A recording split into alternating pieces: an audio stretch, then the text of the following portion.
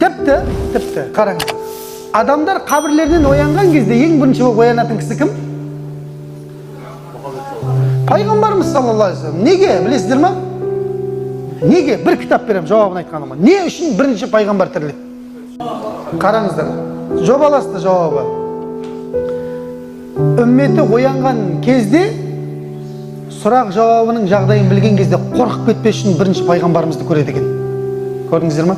Соны көріп барып жүректері басылады дейді. Сол үшін пайғамбар олардың алдында бірінші тіріліп күтіп тұрады екен. Біліп алыңыздар.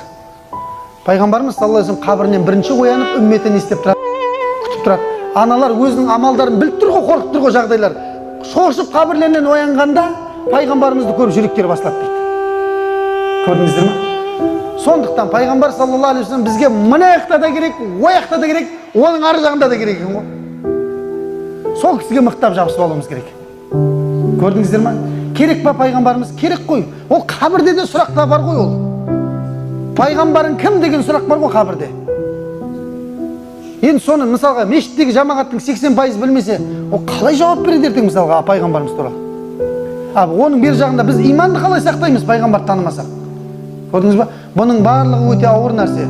Сондықтан пайғамбар саллаллаху алейхи вассаламға деген біздің неміз болу керек? Махаббатымыз болу керек жүректе. Жүректің түкпірінде бір махаббат болу керек. Бағанағылардың бәріне махаббат толып тұр ғой. Дүниеге деген, басқаға деген махаббат ұрып тұр. Мына жаққа келген кезде ақсап қалып жатыр да пайғамбарға келген кезде. Көрдіңіздер ме? Иманның ешбір адам ләззатын тата алмайды дейді. Пайғамбарымыз саллаллаху алейхи вассалам хадисі бар. Ешбір адам иманның ләззатын тата алмайды.